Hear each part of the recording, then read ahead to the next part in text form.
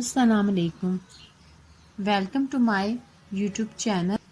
یہ کوئی 1.5 سال پہلے کی بات ہے جب اس کا فون آیا۔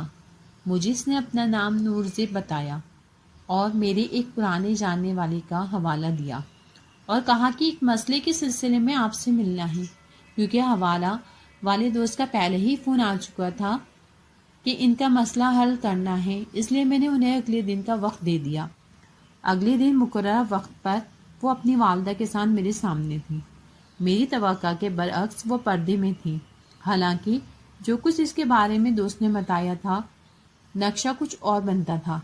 خیر، میں نے کہا کہ ہاں جی، مسئلہ بیان کرو، تو اس نے کہا مسئلہ چونکہ بہت پرانا ہے تو میں چاہتی ہوں کہ تفصیل سے بیان کروں۔ میں بھی چونکہ فارغ ہی تھا تو کہا کہ ٹھیک ہے۔ تو اس نے کہا یہ کوئی 10 سال پہلے کی بات ہے، ہم لوگ لندن میں رہتے تھے اور میں کافی ماڈرن تھی اور میرے بہن بھائی ماں باپ ہم سب کافی ماڈرن حلیے میں گھر میں رہا کرتے تھے اور آزاد زندگی گزار رہے تھے۔ یونیورسٹی میں میرا ایک پاکستانی دوست تھا جو کہ کسی جاگیردار گھرانے سے تعلق رکھتا تھا اور جنگ کے نوا میں ان کی ذمہ داری تھی۔ جب وہ واپس جانے لگا ڈگری مکمل کے بعد تو اس نے مجھے پاکستان آنے کی دعوت دی۔ خیر، کوئی 1.5 سال بعد میں میری والدہ کی کوئی بہن جو کہ پاکستان میں مقیم تھی اور ہمیں سالوں ہو گئے تھے ان سے ملے ہوئے، ان کا فون آیا کہ ان کا چل چلاؤ قریب ہے اور وہ والدہ سے ملنا چاہتی ہیں۔ پتہ نہیں والدہ کے دل میں بھی کہاں سے بہن کی محبت جاگ اٹھی اور انہوں نے پاکستان جانے کا فیصلہ کر لیا۔ اچانک میرے ذہن میں اپنے پاکستانی دوست اور اس کی دعوت یاد آ گئی۔ میں نے والدہ سے کہا میں بھی پاکستان جانا چاہتی ہوں، وہاں کچھ دوستوں سے بھی مل لوں گی۔ خیر، ہم دونوں پاکستان آ گئے۔ لاہور آ کے اپنی خالہ کے گھر قیام کیا۔ گھر کیا، بس 2-3 کمروں کا مکان تھا۔ میں نے تو ایک رات بہت مشکل سے وہاں گزارا۔ ویسے بھی میری کوئی جذباتی وابستگی تو تھی نہیں ان سے، سو اگلے دن میں ہوٹل میں کمرہ لیا اور وہاں شفٹ ہو گئی اور اپنے دوست کو کال کیا اور اس سے بتایا کہ میں پاکستان میں ہوں۔ یہ سن کر وہ بہت حیرت زدہ ہوا کہ تم کیسے آ گئی، تم تو پاکستان کے نام سے بھی بھاگتی نہیں۔ میں نے کہا کہ تم نے دعوت دی تھی اس لیے آ گئی، اب اگر کہتے ہو تو واپس چلی جاتی ہوں۔ اس نے کہا نہیں نہیں، ایسی بات نہیں، تم بتاؤ کہاں ہو، میں لینے آ جاتا ہوں۔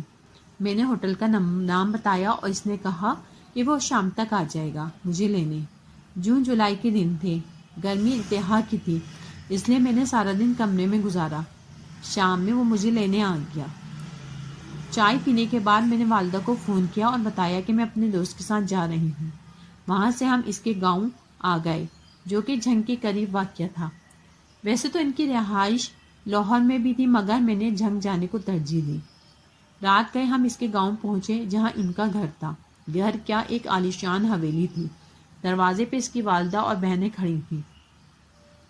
سلام دعا کے بعد مجھے اندر لے جایا گیا جہاں فریش ہونے کے بعد کھانے کے کمرے میں کھانا کھایا گیا۔ لندن میں رہنے کے باوجود میں رات کو جلدی سونے کی عادت تھی کیونکہ اس سے صحت اچھی رہتی ہے۔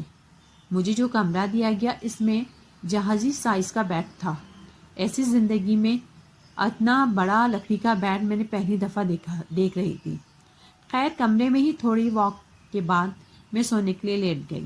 ابھی آنکھ لگی ہی تھی کہ مجھے ایسا محسوس ہوا جیسے مجھے کوئی گھور رہا ہے۔ چونکہ نیند ابھی کچی تھی اس لیے احساس زیادہ شدت سے ہو رہا تھا۔ میں اٹھ کے بیٹھ گئی کیونکہ احساس بہت شدت سے ہو رہا تھا۔ کمرے میں کوئی نہیں تھا۔ میں نے دروازے کھڑکیاں سب چیک کیا مگر سب بند تھا۔ اے سی چلنے کی وجہ سے کمرہ ٹھنڈا تھا۔ مجھے اب پسینہ آنا شروع ہو گیا تھا۔ دیکھے جانے کا احساس مسلسل ہو رہا تھا۔ مجھے پہلی دفعہ اپنے چھوٹے کپڑے کی وجہ سے شرم محسوس ہو رہی تھی۔ میں نے بستر پر موجود چادر لپیٹ لی تو دیکھے جانے کا احساس یکدم ختم ہو گیا۔ میں نے اپنا وہم سمجھا کیونکہ جنات سے کبھی واسطہ ہی نہیں پڑا تھا۔ یہ نہیں کہ میں ایسی چیزوں کو مانتی نہیں تھی کیونکہ لندن میں بھی بہت سی جگہوں پر ہانٹڈ مشہور ہے، مگر اس وقت میرا دھیان بالکل اس طرف نہیں گیا۔ خیر، میں نے چادر لپیٹی اور سو گئی۔ رات کا پتہ نہیں کون سا پہر تھا جب مجھے احساس ہوا جیسے کوئی میرے جسم پر ہاتھ پھیر رہا ہے۔ نیند بہت گہری ہونے کے باوجود اس ہاتھ کی تپش مجھے جاگنے پر مجبور کر دیا۔ جب میری آنکھ کھلی تو مجھے محسوس ہوا جیسے کوئی بیڈ سے نیچے اترا ہے۔ وہ چادر جو میں لپٹ کر سوئی تھی وہ بیڈ کے نیچے پڑی تھی۔ پھر اس کے بعد مجھے نیند نہ آئی اور باقی رات سوتے جاگتے گزری۔ صبح طبیعت نیند پوری نہ ہونے کی وجہ سے کسمندی کا شکار تھی، اس لیے بیڈ سے اٹھنے کو دل نہیں چاہا، مگر چونکہ چائے کی طلب ہو رہی تھی اس لیے کپڑے بدلے اور باہر نکلی۔ ابھی صبح پوری طرح نہیں ہوئی تھی، ہلکا ہلکا اندھیرا تھا۔ میں گھومتے گھومتے کچن کی طرف نکل گئی جہاں پر ایک ملازمہ تھی۔ اسے چائے کا کہا تو اس نے کہا کہ بی بی چائے کے کمرے میں دے دوں یا باغ میں؟ میں نے کہا باغ کہاں ہے؟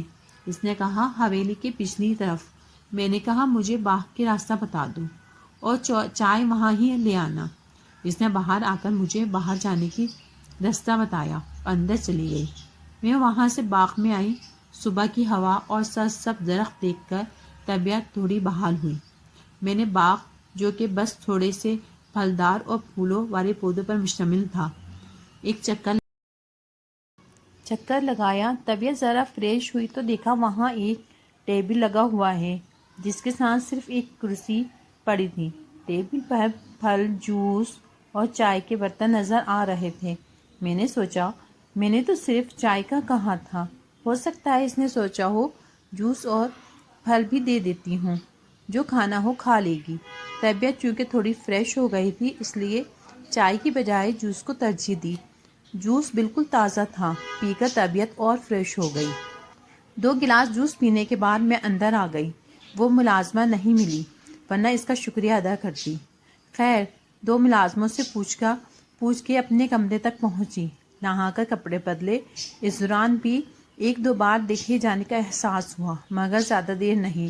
اسی دوران دوست کی بہن آئی اور کہا آئیں ناشتہ تیار ہے۔ زندگی میں پہلی دفعہ دیسی ناشتہ کیا جو کہ بہت مزیدار لگا۔ اسی دوران دوست کی چھوٹی بہن نے کہا کہ آج بارش ہوگی، باہر بہت زیادہ بادل آ گئے ہیں۔ یہ ایک اچھی خبر تھی۔ میں نے ان کے ساتھ مل کر باہر گھومنے کا پلان بنایا۔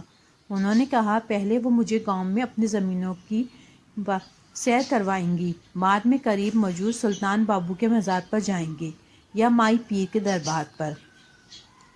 اس کا اگلا حصہ سننے کے لیے ہمارے چینل کو لائک کیجیے، سبسکرائب کیجیے۔